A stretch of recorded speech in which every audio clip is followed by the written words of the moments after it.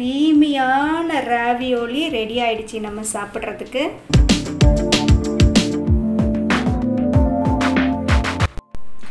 Hello friends, welcome back to my channel Kristi the Genie. இன்னைக்கு என்ன கிச்சன்ல இருக்கேன்னு பாக்குறீங்களா? ஆமாங்க, கிச்சன்ல தான் இருக்கறேன். என்ன ரெசிபி போட போறேன்றது நான் உங்க கூட ஷேர் பண்றேன். நீங்களே கெஸ் பண்ணிருப்பீங்க இவங்க இன்னைக்கு ரெசிபி வீடியோ தான் போட போறாங்கன்னு சொல்லிட்டேன்னு. ஆமாங்க, sure it's a recipe video. But இது வரைக்கும் யாருமே ட்ரை பண்ணாத வீடியோ ரெசிபி நினைக்கிறேன், தெரியல. அப்படி யாராவது ட்ரை பண்ணியிருந்தாங்கன்னா கண்டிப்பாக கமெண்ட் பாக்ஸில் போடுங்க. இன்னைக்கு நம்ம சேனலில் பண்ண போகிற ரெசிபி பேர் என்னென்னா எக்பிளான்ட் ஸ்பினாச் ராவியோலி. இது வந்து ரொம்ப ஹெல்த்தியானது.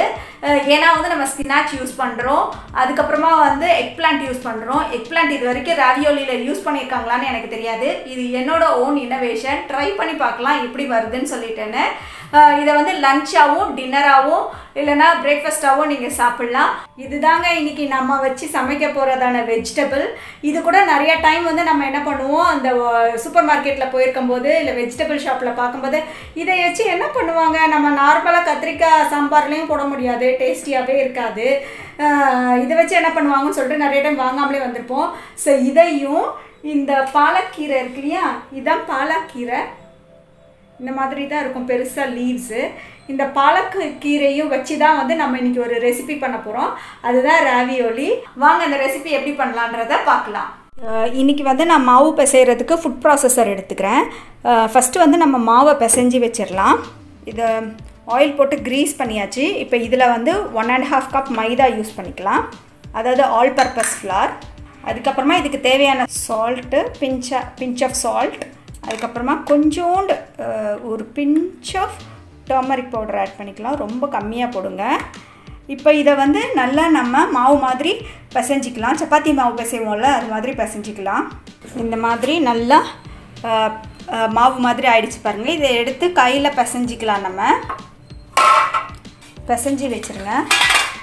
ஸோ இந்த மாதிரி மாவை நல்லா ரவுண்டாக பிசைஞ்சிட்டு நீங்கள் வந்து கவர் போட்டு வச்சுருங்க, இல்லைன்னா மூடி போட்டு வச்சுருங்க ஒரு 1 hour.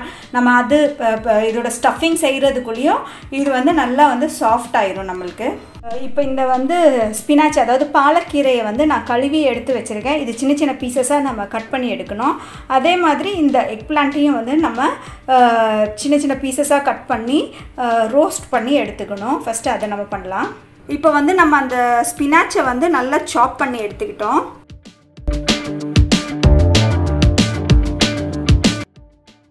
இப்போ இதை வந்து வாட்டரியாக இருக்கும் கொஞ்சம் இந்த பாலக்கீரை, அதனால் இதை வந்து மைக்ரோவேவில் ஒரு 20-30 செகண்ட்ஸ் வச்சு எடுத்துட்டோன்னா அந்த வாட்டர் கண்டென்ட் வந்து நம்ம ஸ்க்வீஸ் பண்ணி எடுத்துடலாம். So 1 minute into the microwave. இப்போது இந்த எக் பிளான்ட்டை வந்து நம்ம கட் பண்ணிடலாம். ஹாஃப் எக் பிளான்ட் இப்படி கட் பண்ணிடலாம் ஸ்ட்ரெயிட்டாக.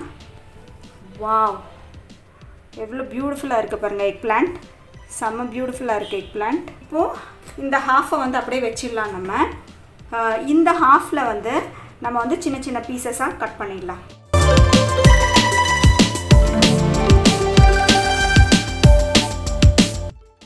எவ்வளோ பியூட்டிஃபுல்லாக இருக்குது பாருங்கள் எக் பிளான்ட்டு. எக் பிளான்ட்னா எக் பிளான்ட்டு தாங்க, செம்ம கலர்ஃபுல்லாக. ஓகே, இப்போ இதை வந்து நம்ம நல்லா மசாலா போட்டுடலாம். இது வந்து கொஞ்சம் இந்தியன் ஸ்டைல் ராவியோலி, அதனால் கொஞ்சம் மசாலாலாம் கொஞ்சம் ஜாஸ்தியாகவே இருக்கும். கொஞ்சோண்டு டர்மரிக் பவுடர் போட்டுக்கலாம். உங்களுக்கு எவ்வளோ காரம் வேணுமோ அதுக்கேற்ற மாதிரி. சில்லி பவுடர், அப்புறம் சால்ட். இப்போ இதை நல்லா மிக்ஸ் பண்ணிவிடுங்க. ரொம்ப காரம்லாம் போட்டுறாதீங்க, ஏன்னா அப்புறம் ராவியோலி வந்து ரொம்ப காரம் ஆகிடும். ஸோ இப்போ இதை என்ன பண்ண போகிறோன்னா ஒரு 2 minutes அப்படியே விட்டுட்டு தவாவில் போட்டு நல்லா ரோஸ்ட் பண்ணி எடுக்க போகிறோம். இப்போ பார்த்தீங்கன்னா பேன் வச்சாச்சு. அதில் வந்து லைட்டாக ஆயில் ஊற்றி ஹீட் பண்ணியிருக்கேன். நல்லா ஹீட் ஆன பிறகு நம்ம அந்த பிரிஞ்சாலை இதில் போட்டுடலாம். அதுக்குள்ளேயும் வந்து இங்கே கீரை வந்து நல்லா மைக்ரோவேவ் ஆகிட்டு வந்துருச்சு. ஸோ இதில் வந்து வாட்டர் இருக்குதான்னு நம்ம செக் பண்ணிடலாம். வாட்டர் வருதா சொன்னேன்னா? ஸோ இந்த வாட்டர் இல்லாமல் நல்லா கீரையை மட்டும் ஸ்க்வீஸ் பண்ணி எடுத்துக்கணும். நம்ம எப்போவுமே நீங்கள் கீரை சமைக்கும் போதெல்லாம் பார்த்தீங்கன்னா வாட்டர் வரும். அந்த மாதிரி வாட்டர் இல்லாமல் நல்லா ஸ்க்வீஸ் பண்ணி ஒரு பவுலில் போட்டுக்கோங்க.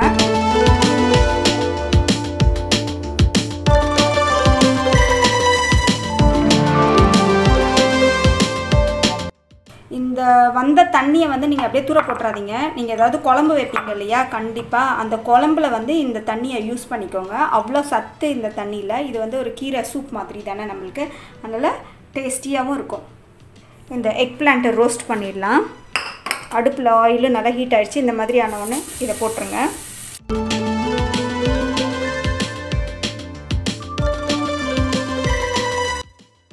இப்போ இதில் வந்து நம்ம எடுத்து இந்த பன்னீர் ஆட் பண்ண போகிறோம். சீஸ் யூஸ்வலாக ஆட் பண்ணுவாங்க, நான் வந்து பன்னீர் ஆட் பண்ணுறேன்.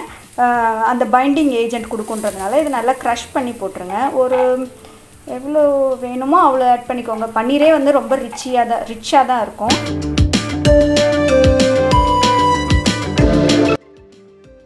பார்க்குறதுக்கு ரொம்ப அழகாக இருக்குது. இப்போ இதில் ரோஸ்ட் பண்ணியிருக்கிற பிரிஞ்சாலை நம்ம திருப்பி போடலாம்.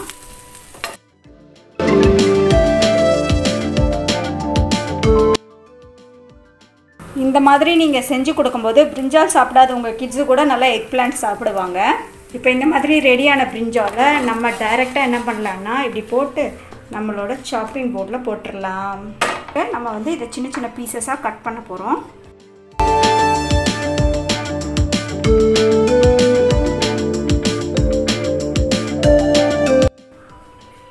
இப்போது இந்த சாப் பண்ண பீசஸை வந்து நம்ம இந்த இதுக்குள்ளே போட போகிறோம், இந்த ட்ரேயில்.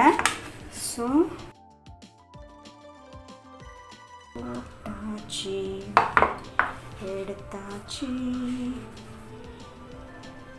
போட்டாச்சு.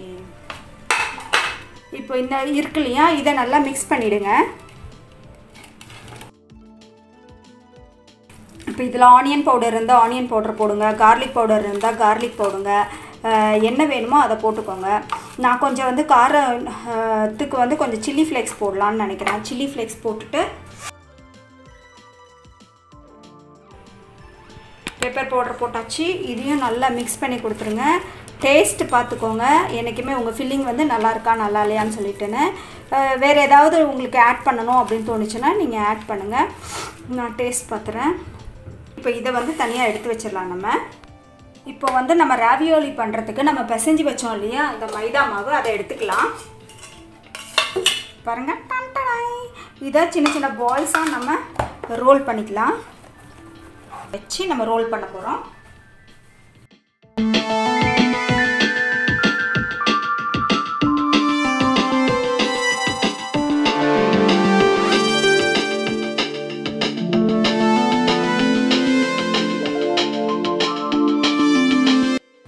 ஸோ இந்த மாதிரி நீங்கள் நல்லா ரோல் பண்ணிட்ட பிறகு இதை வந்து 2 ஹாஃபாக எடுத்துக்கோங்க.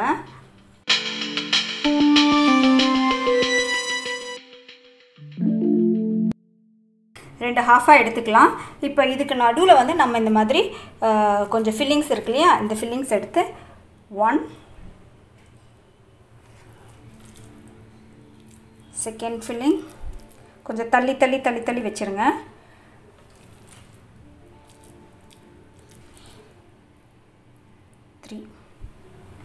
இன்னும் கூட கொஞ்சம் தள்ளி வச்சுக்கலாம். So that we can make 4 balls வச்சாச்சு. இப்போ நம்ம இந்த ரோல் பண்ணி வச்சுருக்கோம் இல்லையா, ஆல்ரெடி நம்ம ஹாஃபாக கட் பண்ணி வச்சுருக்கோம்ல இந்த ஷீட்டு, இதை வந்து நம்ம இது மேலே போட போகிறோம். நன்றாக இப்படி போட்டுடலாம். இங்கேருந்து போடலாம். ஓகே, இப்படி போட்டுடலாம். இப்போ இதை வந்து நல்லா ப்ரெஸ் பண்ணி கொடுங்க.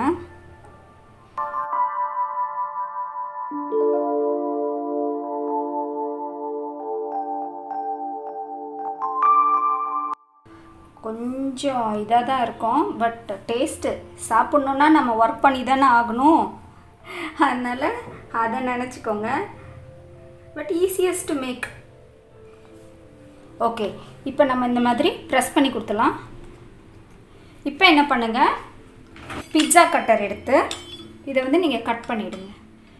சைன் சைன் சைன் சைன் பாருங்க, இந்த மாதிரி ஈக்குவலாக கட் பண்ணிவிடுங்க. அப்போ இதெல்லாம் தேவையில்லாத பீசஸ்லாம் நீங்கள் எடுத்துடலாம். கரெக்டாக ஸ்கொயர் ஷேப் வர மாதிரி இருக்கு இல்லையா. இந்த ஃபோர்க்கை வச்சு நம்ம எண்ட்ஸை இது பண்ண போகிறோம், ப்ரெஸ் பண்ண போகிறோம். பாருங்கள், இப்படி நல்லா சீல் பண்ணிவிடுங்க எண்ட்ஸை.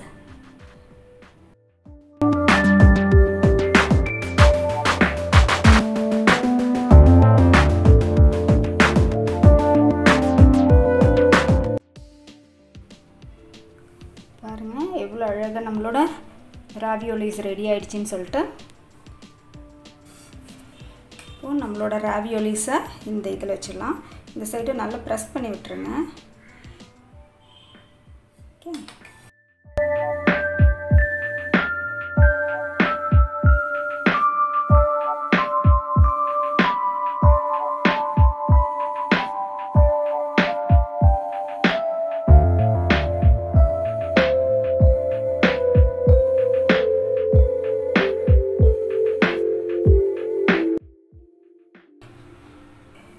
இப்போது இந்த ப்ரிப்பேர் பண்ணி வச்சுருக்கிற ராவியோலிஸை வந்து நம்ம இந்த ஹாட் பாய்லிங் வாட்டரில் வந்து போட போகிறோம். இன்னும் இது ஹீட் ஆகலை. ஹீட் ஆகி கொதிக்கும் போது இந்த ராவியோலிஸை அதில் போட்டு நம்ம பாயில் பண்ணி எடுத்துடலாம். இப்போ வாட்டர் நல்லா பாயில் ஆகிடுச்சு. இதில் வந்து நம்ம ப்ரிப்பேர் பண்ணி வச்சுருக்கிற ராவியோலியை போட்டுடலாம்.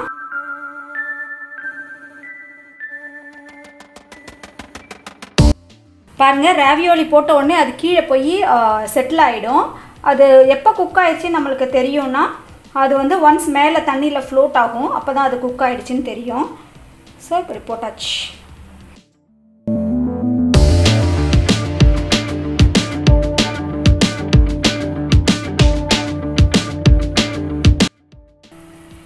ஐ திங்க் நான் கொஞ்சம் பெரிய பெரிய ராவியோலிஸ் பண்ணிட்டேன்ட்டுன்னு. குட்டி குட்டியாக பண்ணாலும் இன்னும் ரொம்ப டேஸ்டியாக இருக்கும். எப்படி பண்ணாலும் டேஸ்ட் ஒன்று தான். இப்போ வந்து இது நல்லாவே வந்து பாயில் ஆகிடுச்சு. இந்த இந்த ராவியோலியை வந்து நம்ம தனித்தனியாக பிளேட்ஸில் எடுத்து வச்சிடலாம்.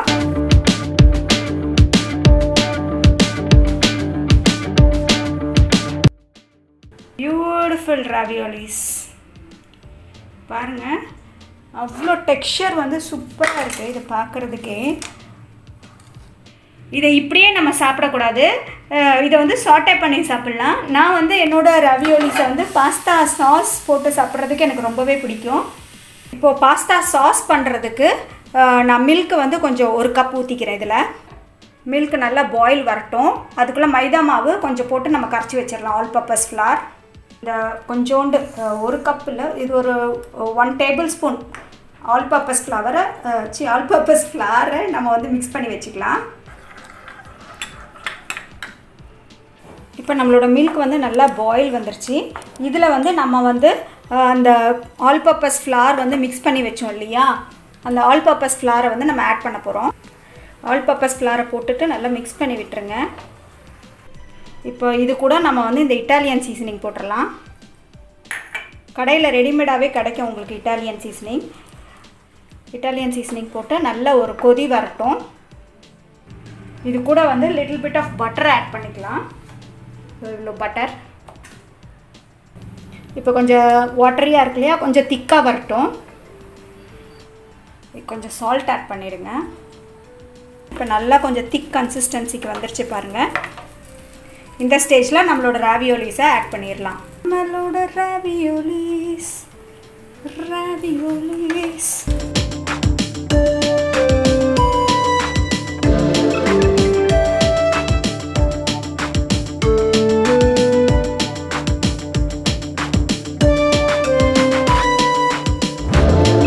இப்போ பார்த்தீங்கன்னா இந்த ராவியோலிஸ்லாம் நல்லா குக் ஆகிடுச்சு இந்த சாஸில். இப்போ வந்து it is ready to be eaten. Grill பண்ண பிரிஞ்சால நம்ம இப்படி வச்சிடலாம். கிரில் பண்ண எக் பிளான்ட், ப்ரிப்பேர் பண்ணி வச்சுருக்கிற இந்த ராவியோலி பீசஸை இதில் எடுத்து வச்சிடலாம்.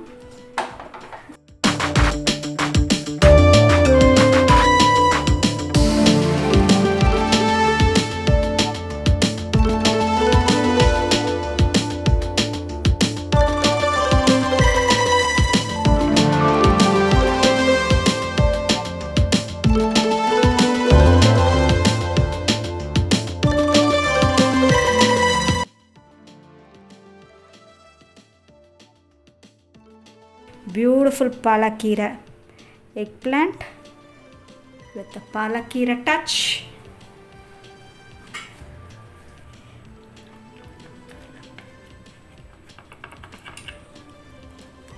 Okay, how beautiful. Spinach eggplant ravioli ready ஆயிடுச்சு.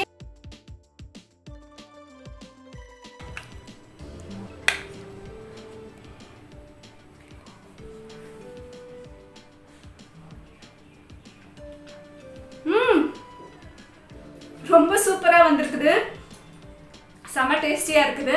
இந்த மோமோஸ்லாம் செஞ்சுட்டு நம்ம அது உள்ள போடுவோம் இல்லையா, அதே மாதிரி தான் இருக்கு. நீங்களும் ட்ரை பண்ணி பாருங்க.